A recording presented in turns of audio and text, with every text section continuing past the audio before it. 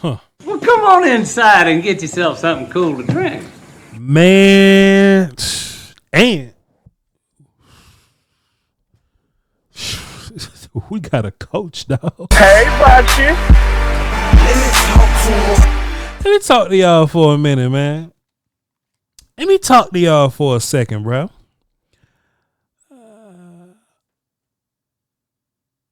I don't want to keep saying Mike McCarthy's name. But you know, man, you know, it's hard to make comparisons when you don't have a B-side. You know what I mean? Schotty's only been the head coach, you know, for a little while. He's only been the head coach for 5 games. That's a few months or so, 4, 5, 6 months. So it's not like I have a whole track record to give an assessment of Schotty. I can't just, you know, break down, you know, his time as a head coach in the league. I mean, we can talk about coordinating stuff, but it's a little different. Schotty being in charge. But he's only got a handful of months on task. So when I'm talking about the good things about Schotty, I have to make comparisons to Mike McCarthy, unfortunately. But he don't work here no more. So you know what I'm saying? You know what I'm saying? Man, the more I listen to this dude talk, bro, the more I listen to this dude talk. And it also helps that the offense is doing their job and pulling their weight. But this dude gets it. Initially thinking about the hire, man, you know, I didn't feel great about it. Didn't feel the best about the hire. I was trying to make sense of it. I was like, man, at least why didn't we interview some other guys, right? There were some hot candidates that we could have spoken to. Like, man, why is it just so cut and dry Schotty? Listen, man, people ain't finna give Jerry a whole bunch of credit. People ain't finna give Jerry a whole bunch of credit. You know, Jerry, Steven, everybody that was involved in the decision. We got to hold it down. We've got to hold it down for Brian Dunquavius Schottenheimer. Just keeping it a buck with you. Starting off with his hires. I gave him positive remarks about the staff that he hired. Flu still got a little work to do, but as far as the rest of the guys go, like think about your wide receiver coach and some of the dividends paying off there with, you know, some of the performances that you're getting from Flo, performances that you're getting from Turpin. Tobin, all right too. Did you hear what I said? Turpin and Flo for the most part, right? Think about some of those things. Think about your offensive line coach and Connor Riley, how he's operating, and Clayton Adams collaborating with Connor Riley to get that double O-line situation going. There's a third young O-line coach involved. He got a long last name. Can't quite think of it right now. It ain't quite Adams and Riley. I'm gonna learn that young man's name and I'm gonna apply it. He was very active in camp. I saw him moving around with a lot of energy in camp. I saw him doing a bunch of teaching in camp. He's a part of this thing too. Shouts out to you, sir. But big kudos is going to go to Clayton Adams and Connor Riley. And the reason why I think this is so important, because, you know, the head coach hires those guys. The head coach makes decisions on who we bringing up in here. We still got a long conversation to have about Flus and his defense. They had a much better game versus the Jets overall than he did the past couple of games, but still early for them. But just offense, right? Let me just talk about those guys for a second. You know, Schotty wasn't just hiring his friends. He wasn't just hiring some dudes he went to high school with, or, yeah, man, you know, Dean Pease gave my dad a job, so now I'm going to give Dean Pease a job or some goofy shit like that. Like, we not hearing that from Schotty. What Schotty did was he's compiled some of the great young minds of the sport. O-line coach, wide receiver coach, tight end coach, if we just keeping it funky, Lunda Wells. Like, it ain't like Lunda got fired or nothing like that. But Lunda's one of the best coaches in the league, you know.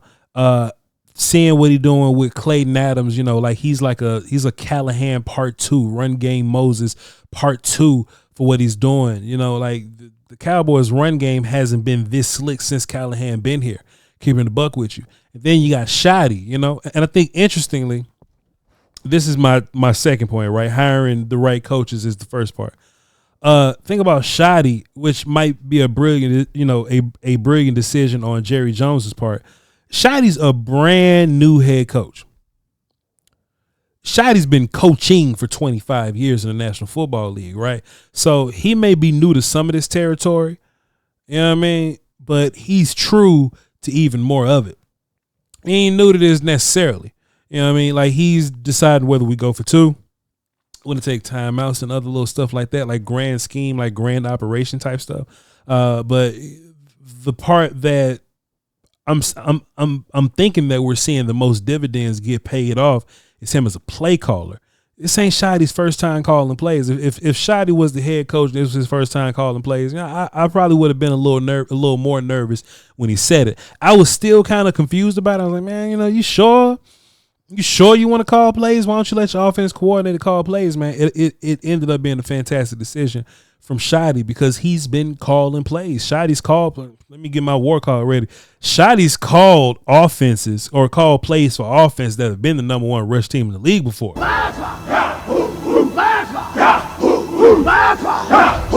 And we got to think about some of the quarterbacks that he was navigating with. You know what I mean? Like he was rocking with Mark Sanchez for a point. You know what I mean? Like he didn't always have the best. You know. He did kind of. I think he ran into Phillip Rivers maybe for a year. It was either Phillip Rivers or Drew Brees. He had a solid quarterback play with the Chargers, and that offense was dynamic. Of course, when Russell Wilson was playing quarterback for the Seahawks and Schotty was calling plays for them, man, the offense was dynamic then. But even when the offense wasn't as dynamic, he was still leading the league in rushing with some nonsense quarterback and a rotation of running backs, man. Shouts out to Schotty. He's bringing that same kind of energy to Dallas. What I really like about his path to get here is he had to kind of sit down and shut his mouth for a little while. He didn't really get the head coach opportunity here. But what's fire is that he had the opportunity to sit down and think about how he would do things. You know what I mean? And I know this because well, I am in the building. I got sources now. Respectfully. But think about what Jerry Jones said, you know, when Schotty, we had the first head coach hire press conference, right? Jerry was like, yeah, man, Schotty had to bite his lip. He had to comply. He had to, something along those lines. Schotty had to go along with things that Mike McCarthy had called a shot on. You know what I mean? And Schotty may not have liked it, but Schotty had to bite his lip because that's just your place in the ranking. Man, Schotty just comes off as a guy. As soon as he has an opportunity, he's going to take all the things that you didn't do well, Mike McCarthy, he's going to capitalize on it, bro. And that's what Schotty's been doing. Listening to Schotty in the press conferences, though, it's like every single time I hear Schotty talk, I come away with a new nugget. I come away with a new nugget that Schotty hit us upside the head with. Last week it was a question about Trevon Diggs. I forgot who asked it. Nick Harris tweeted it though. It's a question about Trevon Diggs, and basically the idea was, Trevon went to Schotty and said, "Coach, I got some ideas about how we could do some things kind of better." And Schotty was basically like, "Off. That ain't what we're gonna do. We're gonna do things the way that we do things, and you're gonna have to fall in line. Trevon, ain't no listening to what you have to say. Like the rules are in place already. Everything is in place already. If you don't like that, you ain't got to play.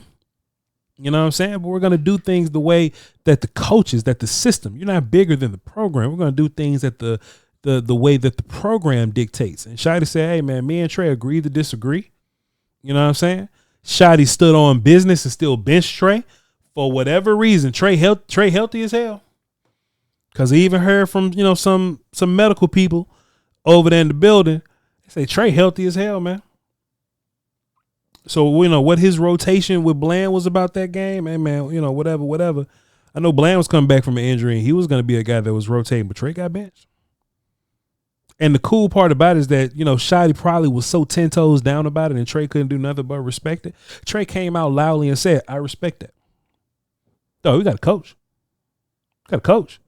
How many times we heard about Mike McCarthy acquiescing to somebody and he the damn coach? And listen, Dak Prescott is absolved from all this conversation about this. If you're the quarterback, you deserve to have a say in like how the offense runs because the damn thing runs through you.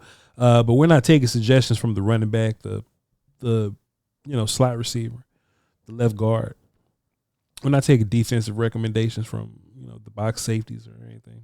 Like Donovan Wilson can't go tell nobody how we're gonna do things here. Stand 10 toes down. When Micah Parsons went to Mike Zimmer and said, "Hey man, we should do some of this stuff," and Zim was like, "Cool, bet." I'm like, man, if you the head coach, bro, you should shut that down. Like, bro, we're not doing that. We're not doing that. You the player, I'm the coach. Run the defense. Hard. It was this quote came out today, and look, every time I see a good Schotty quote, I'm retweeting it. I'm just excited about it. I'm gonna go find it. John Machota tweeted it. John Machota tweeted it, and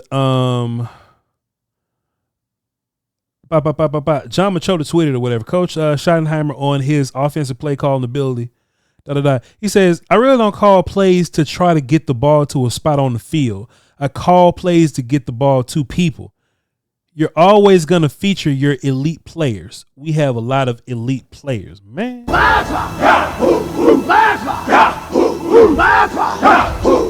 Man, all that, bro, man. Why couldn't we get Brandon Cooks going, Mike McCarthy? Why did we stop going to Ferguson, Mike McCarthy? We couldn't get Turpin going, Mike McCarthy? Man, y'all got to, bro. Like CeeDee Lamb had to go to Mike McCarthy, and look, to be fair, I know what I just said, and I stand on what I just said. CeeDee Lamb had to go to Mike McCarthy, like, "Yo, Mike, the way you doing things ain't working," and Mike acquiesced to it. At the end of the day, I would have rather, my coach stand 10 toes down and say, "CeeDee Lamb, you gonna get the ball when I say get it to you." At that point, if you Jerry Jones, you got to fire Mike McCarthy for not getting CeeDee Lamb the ball. But dog, CeeDee Lamb shouldn't have to go to Mike McCarthy and be like, "Hey, Mike, I should be a part of the program." Week 1, Mike should be like, "Hey, CeeDee Lamb's the main guy. He's gonna be part of the program." And for whatever reason, at the end of that season, because it started off bad, it was like 2023 or something, the Dak Prescott MVP year, 2000 whenever it was. Cowboys started off bad.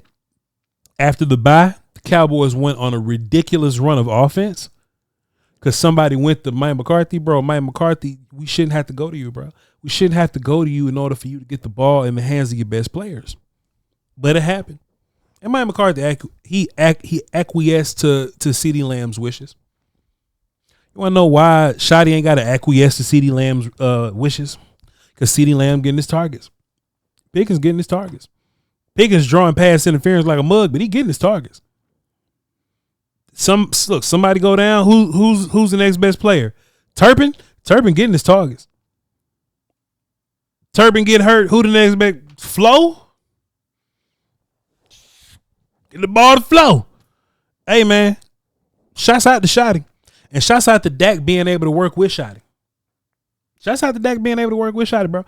Like, it's shaping up to be some classical shit where we're all in our stride, where Dak and the rest of the offense, the running game, the OC, the play caller, the head coach, man, we all getting in our little stride right now, bro. I just wanted to stop and take a second to give a little praise to my head coach because he's going absolutely crazy right now. I love y'all to pieces, man. I'm going to do another live stream tomorrow. Tap in with y'all. You heard? Peace.